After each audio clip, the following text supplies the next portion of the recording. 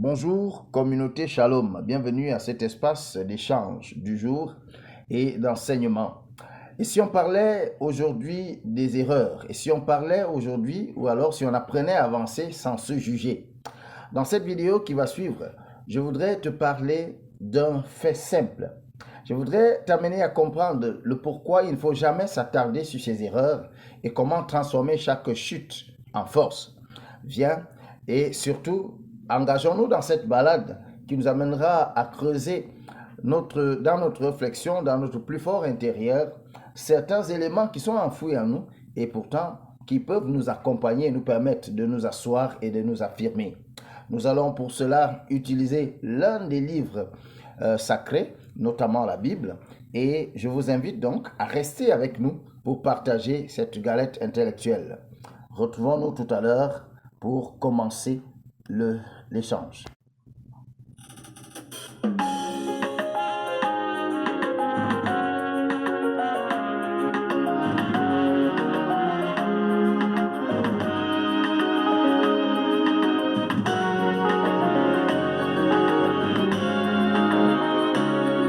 Le texte du jour est le suivant, Genèse chapitre 45, verset 20.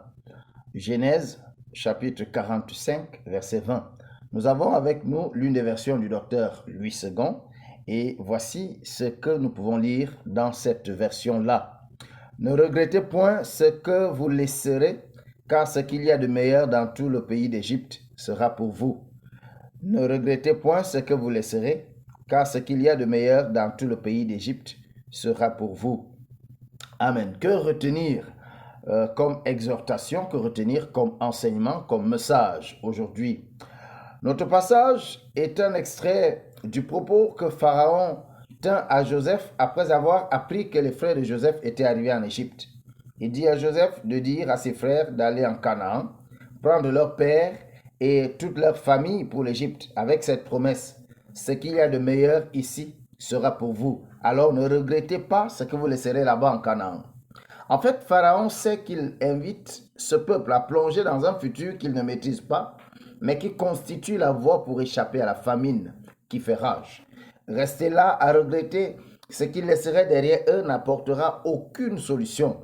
D'où la leçon du jour, ne vous accablez pas des choses auxquelles vous ne pouvez rien. Ne vous accablez pas des choses auxquelles vous ne pouvez rien. D'ailleurs, ce n'est pas de votre faute si les choses sont ainsi. Et quand bien même il y aurait votre main là-dedans, dites-vous toujours que tout seul, vous ne pouvez faire basculer la machine de la vie. Cela ne vous fait pas vous défier de vos erreurs, non. Mais cela vous permet de ne pas rester là à pleurer, à regretter, à vous culpabiliser, à vous condamner, ce qui n'aura pour conséquence que le fait de faire de vous un sujet stagnant et surtout le fait de vous faire ne plus avancer dans la vie. Il arrive dans la vie, effectivement, que l'on fasse des erreurs. D'ailleurs, quelqu'un a dit, l'erreur est humaine. Vous n'êtes donc pas le premier à en faire. Mais le problème, c'est la façon de gérer l'après-erreur. On a en fait le choix. Soit on reste là à se lamenter et à croire que tout est perdu, soit on se lève, on tire la leçon de son erreur, on apprend et on avance, encore plus déterminé que jamais. Un penseur, Sir Erdem, a dit un jour, faites des erreurs et pas qu'une seule. Faites beaucoup d'erreurs. C'est en se trompant qu'on grandit.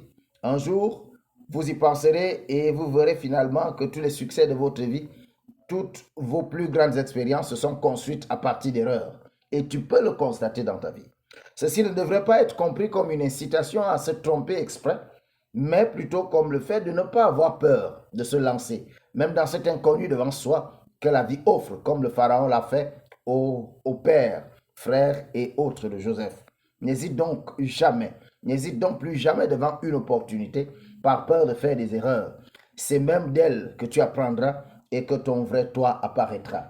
Le seul moyen d'avancer dans la vie, c'est de considérer l'erreur non comme une réalité qui me met devant des lamentations, mais une réalité qui m'amène à chercher une solution pour aller plus loin. Ainsi, ça ne sert à rien de rester là, à s'attarder sur ces erreurs. C'est déjà commis, mais tu as la possibilité de changer le lendemain. Et tu peux changer le lendemain lorsque tu prends sur toi d'avancer. N'oublie pas de t'abonner, de liker et de partager pour que d'autres viennent nous rejoindre dans cette communauté. Shalom.